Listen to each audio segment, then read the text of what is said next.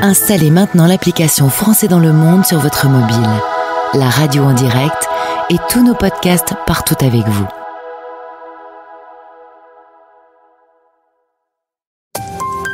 Voici 10 minutes, le podcast des Français dans le monde pour aider tous ceux qui se préparent, qui vivent ou qui rentrent de mobilité internationale. Je suis Gauthier Saïs et j'ai le plaisir de passer 10 minutes avec Marie Truchassou. On va parler d'expertise en mobilité internationale. 10 minutes, le podcast des Français dans le monde. Françaisdanslemonde.fr. On ne le dira jamais assez, préparez-vous à l'aventure de la mobilité internationale, entourez-vous d'experts et de spécialistes qui auront leurs conseils qui vous seront très précieux. C'est le cas de Marie, qui est basée à Limoges et que l'on va retrouver de suite experte dans ce sujet. Bonjour Marie. Bonjour, enchantée. Mais de même, on se connaît via les réseaux sociaux, on a échangé un peu avant d'enregistrer cette interview et on va, si tu veux bien, revenir sur ton travail, mais avant...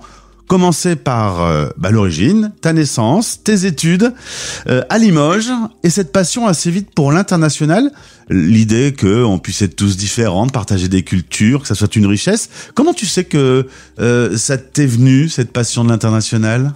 Ça m'est venu de mes parents qui étaient impliqués dans un comité de jumelage et donc depuis mon enfance et même mon adolescence, j'avais des événements quasiment chaque année avec des Allemands qui, dans le cadre d'un jumelage entre nos deux villes. Et donc, j'ai toujours été impliquée dans ce comité de jumelage. Ma maman a été présidente, donc ça fait vraiment partie de l'ADN familial. Et après, quand j'ai engagé mon cursus universitaire, j'ai été à la recherche de cet aspect international avec, on va dire, une combinaison avec une passion pour le droit du travail. Donc, j'ai trouvé un Master 2 spécialisé dans la gestion des salariés expatriés. Et depuis, j'ai toujours fait la gestion des expats. En 2015, tu as la possibilité de vivre un VIE. On peut rappeler... aux auditeurs, tu travailles dans une boîte française avec un contrat de travail français, mais à l'international. Exactement, je gérais la mobilité internationale pour Atos, une boîte dans l'informatique. C'est vrai que j'étais encore éligible au programme VIE et pour moi, ça faisait sens en gérant les expatriés d'avoir moi-même l'opportunité de partir en expatriation. Je leur ai demandé cette opportunité, puisqu'en termes de VIE, c'est quand même assez intéressant en termes de coûts financiers. Je leur ai indiqué quand même une contrainte. Pour moi, ça faisait sens de partir en expatriation hors Europe et hors des US, mais vraiment dans un pays où j'aurais la vraie claque interculturelle. C'était ce que je voulais vivre pour devenir meilleure dans mon expertise. Et au final, ils m'ont proposé l'Inde. Je n'étais jamais allée en Inde. J'ai dit un peu oui comme ça de go. Mais ça a été une énorme expérience, même si le départ, et avant même le départ, ça a été très compliqué. J'ai mis 5 mois pour obtenir mon visa, donc j'ai fait beaucoup de pots de départ. Et j'ai fait beaucoup de demandes de visa, beaucoup de rejets, des fois pour des motifs un peu fallacieux, mais j'ai réussi à partir en août 2015. Et puis assez rapidement, j'ai su, notamment quand je suis arrivée à la phase où on est un peu dans le confort, après avoir vécu la machine à laver des 2 premières années, je me suis dit que je voulais rester au-delà du VIE et donc j'ai enchaîné avec un contrat local avec une rémunération internationale. Et alors, quand on quitte sa vieille Europe et qu'on arrive en Inde, on se prend cette fameuse claque de l'international ? Oui, je me la suis vraiment prise. Et puis en plus, j'étais une femme seule, 28 ans, niveau manager.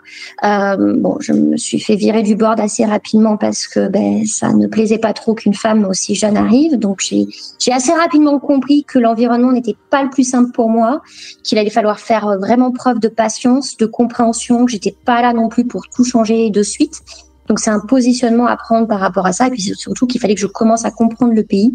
J'avais eu une petite formation interculturelle qui m'avait un peu préparée, mais je pense que c'était vraiment le minimum. Il faut aussi se laisser le temps de découvrir un pays. Et c'est aussi ce que je conseille aux employeurs, de laisser le temps aux expats, parce que des fois, on a des objectifs de réussite très, très rapides, mais la temporalité aussi n'est pas la même dans ces pays-là. Et on le dit toujours, préparez-vous, parce qu'un homme averti en vaut deux, et les coups sont moins rudes lorsqu'on est prêt à les recevoir, finalement. Tout à fait. Puis le réseau compte énormément. Se créer un réseau en local, aussi garder le réseau dans le pays d'origine avec ses anciens collègues, essayer de toujours garder ce lien parce que ça sera facilitateur au moment du retour. C'est vrai que des fois on est pris dans la machine à laver du moment et du pays où on est, mais il faut aussi garder le lien pour que au retour ça soit moins difficile. Et puis faire preuve de flexibilité, d'agilité. Enfin, tout le monde parle de soft skills. Pour moi, en tant que RH, je considère que un salarié expatrié a forcément des soft skills significatives et sur lesquelles il n'a plus rien à prouver. Alors, un petit mot quand même, tu vas passer quelques mois enfermé dans un appartement à Mumbai. On est en plein confinement en 2020. Tu devais aller chez un ami pour 2 semaines. J'espère que ça s'est bien passé avec cet ami américain, parce que tu t'es resté avec lui 5 mois. Ça s'est bien passé parce que là, j'ai vécu l'interculturel sans être en couple. Mais dans une situation de confinement et de stress un peu significatif. En plus, cette personne était plus âgée que moi, donc c'est vrai que c'était un petit peu un stress. J'avais très très peur de lui ramener la maladie, surtout vu le système et les infrastructures hospitalières en Inde, c'était quand même assez stressant. Après, j'ai vu la migration des populations indiennes qui ont quitté la mégalopole au moment du Covid pour rejoindre leur village. Donc ça a été un moment assez dur. C'est un moment aussi, quand on est expatrié, on est loin de tout, on ne sait pas quand est-ce qu'on va rentrer. Enfin, la dynamique est très très complexe à vivre émotionnellement. Et d'ailleurs, c'est pour ça que dans mes conseils que je donne, que ce soit aux organisations ou aux salariés expatriés, j'intègre aussi la santé mentale, parce que je trouve qu'elle est quand même sacrément challengée dans ce processus de changement, et encore plus quand on a un cas de force majeure comme le Covid ou un confinement. Alors tu décides de rentrer en France, tes parents vieillissent, en l'occurrence ta maman va tomber malade. C'est un sujet que tu voulais évoquer sur l'antenne de la radio, parce que d'être expat au bout du monde c'est bien, mais voilà, il y a la famille et il faut savoir aussi s'occuper parfois de ses proches. C'est un sujet qui te tient à cœur. Oui, parce que forcément, on a des frustrations quand on est expat. On loupe des bons moments, aussi des moments un petit peu plus difficiles. Donc, des fois, c'est assez difficile à gérer psychologiquement d'être aussi loin et de ne pas pouvoir être là physiquement. C'est souvent un des sacrifices qui est quand même significatif quand on fait une expatriation. Il y a des moments de vie où c'est un peu plus simple de le faire. D'autres moments de vie où ça devient très très complexe. Il y a des situations où des fois être aidant à distance quand on est expatrié, ce n'est pas simple. Après, il y a quand même des organisations qui de plus en plus essayent d'intégrer cette dimension. Moi, par exemple, récemment, dans le cadre d'une de mes missions, on a mis en place des prises en charge d'aller-retour pour un expatrié pour pouvoir être proche de sa famille, du fait qu'il y a une situation d'aidance et de fin de vie. Et je pense que c'est normal que l'organisation soit là aussi pour soutenir, mais je pense qu'il faut aussi réaliser des fois quand on dit oui à une expat que c'est aussi dire oui à ne pas être là dans des moments difficiles et qu'il faudra gérer au moment où cette occurrence pourra arriver. Alors, tu fais la passerelle, Marie, sur le sujet professionnel. On va parler de ton travail. Justement, tu accompagnes, sur un point de vue RH, les entreprises et les salariés qui vivent la grande aventure de l'expatriation, accompagnés au changement, au départ, sur place et le retour en France. Grand sujet qu'on passe trop souvent à côté, donc c'est pour ça que je le souligne. On peut te suivre sur ton compte LinkedIn. Alors, les entreprises et les salariés, j'ai 4 questions. Pourquoi une entreprise doit se développer à l'international? Pourquoi elle doit vivre cette aventure? Une entreprise, je pense que c'est une question de survie au jour d'aujourd'hui dans un monde économique avec des cycles quand même assez complexes. Et je pense que la diversification est la clé de la survie sur le long terme. Il y a des marchés très significatifs à conquérir où les entreprises françaises ont vraiment une carte à jouer. Et puis il faut le dire aussi, on a quand même un attrait avec la French Touch qui est quand même quelque chose sur lequel on doit capitaliser. Assez facilement, on se rend compte quand on est expat, quand on dit qu'on est français, il y a toujours ce petit ah oui, Paris, la Tour Eiffel, ce petit charme qui joue, et je pense qu'il faut en jouer. Après, la vraie difficulté, c'est que les entreprises françaises, des fois, ont justement trop cette volonté de jouer que sur la French Touch et de vouloir dupliquer stricto sensu ce qu'elles font en France à l'étranger. Et ça devient un facteur de difficulté pour vraiment intégrer le pays et être pertinent en termes de produits, de process et d'intégration. Après, moi, je suis persuadée que être expatrié, c'est une superbe carte de visite. C'est des soft skills significatifs qu'on n'a plus à prouver vis-à-vis d'un recruteur, d'une évolution de carrière, et c'est surtout une ouverture d'esprit, une croissance professionnelle et personnelle qui est extrêmement significative et qui n'a pas d'équivalent dans une carrière classique, à mon avis. T'as un peu répondu à ma deuxième question qui était quelle erreur à ne pas faire. En gros, faire le français quand on n'est plus en France, ça marche pas toujours très très bien. Faut savoir s'adapter. Non. Ouais, je pense qu'il faut prendre le temps, se laisser le temps. Après, je sais que c'est pas simple parce que souvent les organisations attendent des résultats très rapidement. Moi, j'avoue que j'ai très rapidement discuté avec ma manager en leur disant l'Inde, déjà, n'a pas la même temporalité. Et aussi, il faut me laisser le temps de comprendre parce qu'il faut que je fasse les choses bien. Et pour faire les choses bien, il faut que je comprenne mon environnement et que je ne crée pas de difficultés juste en agissant comme une Française. Après, l'Inde m'a appris une chose très significative, c'est que en tant que Français, on aime bien savoir le pourquoi.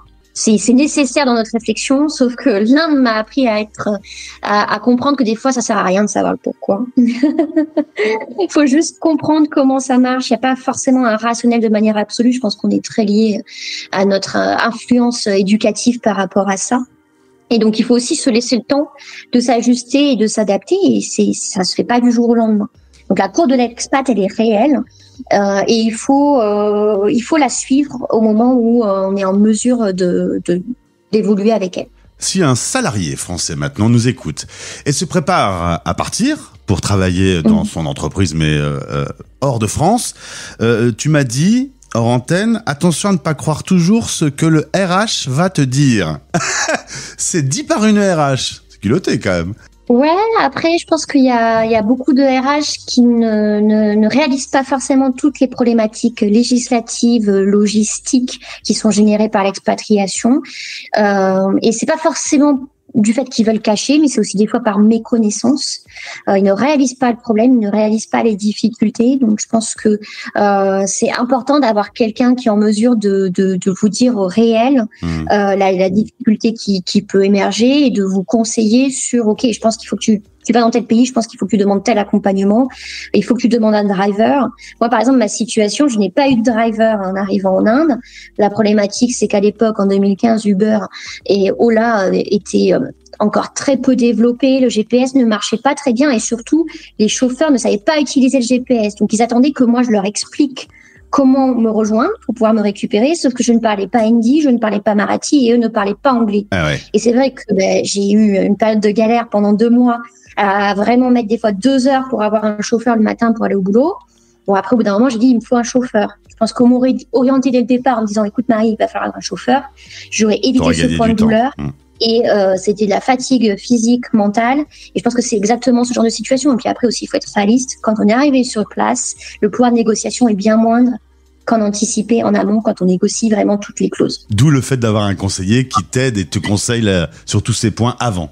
Tout à fait. Et puis, de toute façon, pour moi, 50% de la négociation se fait au moment du contrat, stricto sensu, quand on vous le propose. Mais il y a l'amont. L'amont, c'est quand les RH discutent avec vous sur votre volonté de partir en expat, sur comment ça se passe pour votre famille, sur les détails un peu personnels. On est forcément obligé de récupérer parce que ça nous permet de faire une offre d'expatriation la plus adaptée à la situation de famille. Mais en fait, c'est là où il faut mettre les attentes. Ouais. C'est là où il faut dire, moi, j'attends que ma conjointe, je comprends que peut-être ça va être compliqué pour elle en termes de carrière. Qu'est-ce que vous proposez ? Quand le contrat est là, la marge de négo est déjà limitée. C'est déjà limite trop tard. Donc, plus on est proactif sur la négociation, plus c'est simple. Et c'est vrai que des fois, j'ai certains expats qui me contactent pour les renouvellements. Le renouvellement, OK, il y a un peu de négo. Mais en fait, le deal est déjà fait. On a déjà accepté certaines conditions pendant 2 ou 3 ans. Bon, c'est beaucoup plus difficile d'obtenir plus pour un renouvellement ultérieur. Surtout qu'en général, la logique des RH est toujours de dire « Bon, je te renouvelle, mais tu as de la chance, je pourrais te mettre en contrat local. » Donc vraiment, pour moi, le vrai moment où il y a la vraie capacité à négocier des choses très favorables, c'est avant de dire oui et c'est au moment où on fait les premiers échanges avec ces RH. Merci, à bientôt Marie. Merci.